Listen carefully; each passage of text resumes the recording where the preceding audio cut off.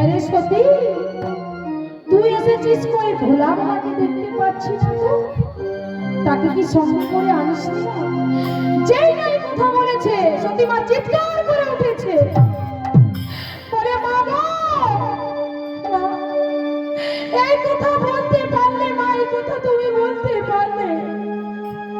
তুমি কি আমাদের নিমন্ত্রণ করেছিলে মা? পিতা যে এত বড় যজ্ঞ করছে, ত্রিভুবনের সবাইকে নিমন্ত্রণ করেছে, স্বর্গ মর্ত পাতাল সবাইকে নিমন্ত্রণ করেছি। আমরা কি অপরাধ করেছিলাম, কি অন্যায় করেছিলাম? পিতা এত বড় একটি যজ্ঞ করছে, আমার স্বামীকে আর আমাকে বাদ দিয়েছে কেন মা? শোনো মা, এখানে আমি কি জন্য এসেছি মা তুমি জানো? তোমায় বলতে এসেছি যে শিবহীন কোনোদিন কোনো যজ্ঞ হয় না মা, আর যজ্ঞ হবে না। যিনি এই সংসারের কোনায় কোনায় বিরাজ করছেন, তাকে তোমরা বাদ দিয়েছ মা। কোন অপরাধে কি এমন অন্যায় করেছিলাম, কি অপরাধ করেছিলাম যে আমার দেবাদি মহাদেবের স্বামীর মতন তাকে বাদ দিয়ে দিয়েছ? যিনি ঈশ্বর পরমেশ্বর, তাকে তুমি কিভাবে বাদ দিয়েছ? বাবা, ভিতরে ছিল দক্ষ, দক্ষ রাজা।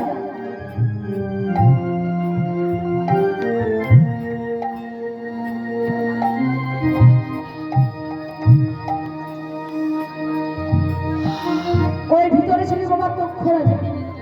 বাইরে বেরিয়ে এসে বলছে, ওরে সতী, তুই এসেছিস? বাহ, বিনা নিমন্ত্রণে চলে এসেছিস, বাহ, আবার বড় বড় জ্ঞান দিচ্ছিস, ফিরে যা এই মুহূর্ত থেকে। বলছো পিতা, আমি চলে যাবো পিতা, আমি চলে যাবো, আমি থাকতে আসিনি পিতা, আমি থাকতে আসিনি, আমি চলে যাবো। দোহাই পিতা, ত্রিভুবনের সবাইকে নিমন্ত্রণ করেছো, অথচ আমাকে আর আমার স্বামীকে তুমি বাদ দিয়েছো পিতা। কি এমন অপরাধ করেছিলাম, কি এমন অন্যায় করেছিলাম, যিনি তাকে তুমি বাদ দিয়েছো? বলো কি অপরাধ করেছিলাম? যেই নাই কথা বলেছে, দক্ষ রাজা কি বলছে জানো সতী? তোর স্বামীকে নিমন্ত্রণ করিনি, তোর স্বামীকে নিমন্ত্রণ করা মানে কতগুলো ভূতের ভোজন করা। শোন শোন শোন, যেদিন আমি ভূতের ভোজন করব, সেই দিন তোকে আর তোর স্বামীকে নিমন্ত্রণ করব। এখন তুই ফিরে যা। বলো গো পিতা, তো হয় পিতা, আমার স্বামী নিন্দা করো না গো পিতা। আমার স্বামীকে অপমান করা মানে এই সমাজে সমস্ত ব্রাহ্মণ বৈষ্ণবকে অপমান করা হয় পিতা। তুমি আমার স্বামী নিন্দা করো না পিতা। যেই না মা তখন তার স্বামীর নিন্দা করে চলেছি, কিন্তু সত্যি মা সহ্য করতে পারছি না। কি বলছিল তখন আমার চরণ দুটিকে জড়িয়ে ধরে কি বললেন? আমার স্বামী নিন্দা করো না পিতা,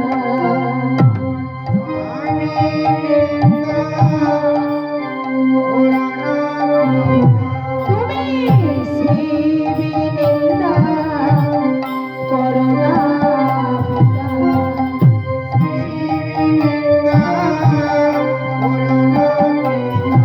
যিনি পশুপতি জগতের পতি দেবানী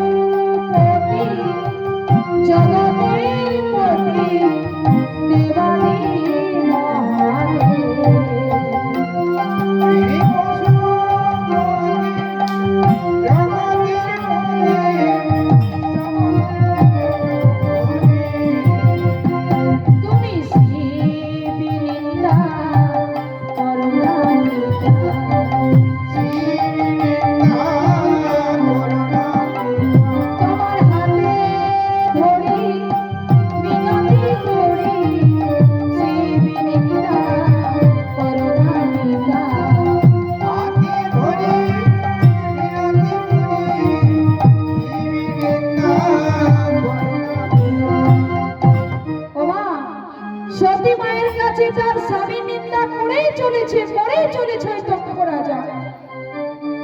কিন্তু মা জানো তো, সতী মা সব কিছু সহ্য করতে পারে, কিন্তু তার স্বামীর অপমান সহ্য করতে পারে না। ও ছোট পিতা, আমি হাতে ধরে মিনতি করে বলছি, আমার স্বামী নিন্দা করো না। আমি যে সহ্য করতে পারবো না পিতা, আমার স্বামী নিন্দা বন্ধ করো। আমি যে সহ্য করতে পারছি না পিতা, তুমি দয়া করো পিতা, আর আমার কাছে নিন্দা করো। এত কাঁদছে মা, দক্ষ রাজা তার স্বামী নিন্দা করেও চলেছে। সতী মা করেছেন কি, যেই না নন্দী আর ভিঙ্গি একটু অন্যমনস্ক হয়েছে, সতী মা করেছে শিব শিব নাম ধরে সতী কাঁদিতে লাগিল।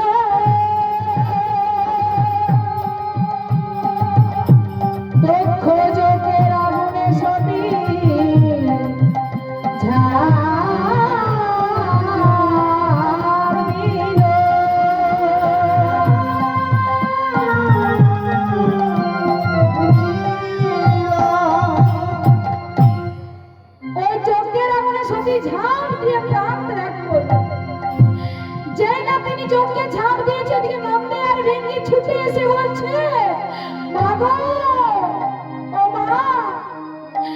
তুমি কি করলে মা?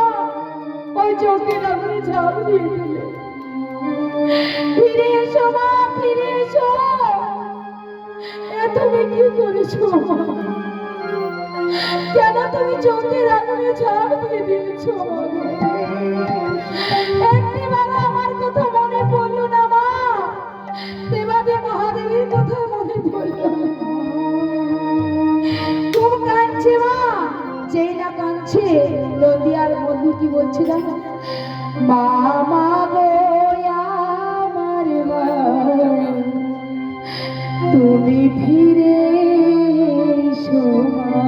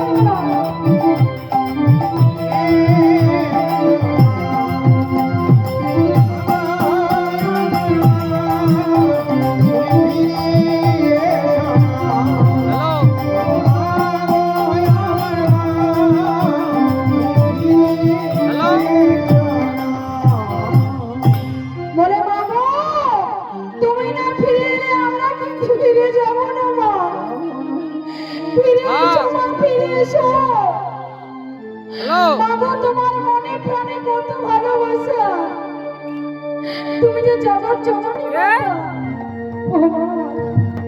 তুমি এসো কেন চোখের আগুনে ঝাঁপ দিয়ে দিলে মা? হ্যালো, কোন অপরাধে চোখের আগুনে ঝাঁপ দিয়েছো? ফিরে এসো মা, তুমি ফিরে এসো।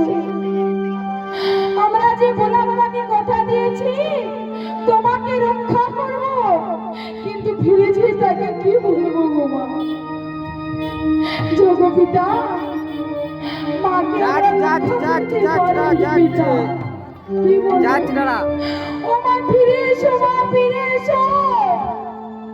একটু বার কথা ফিরে এসো মা। আমার নন্দী আর ভেঙ্গি খুব কাঁদছে। যাচ্ছি রে।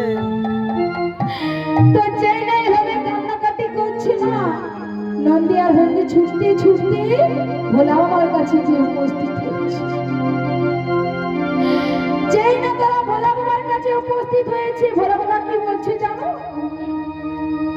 বলছে ওরে নন্দী, ওরে ভেঙ্গি, তোরা এসেছিস বাবা? হ্যাঁ রে, ওই আমার সতীকে দেখতে পাচ্ছি না তো?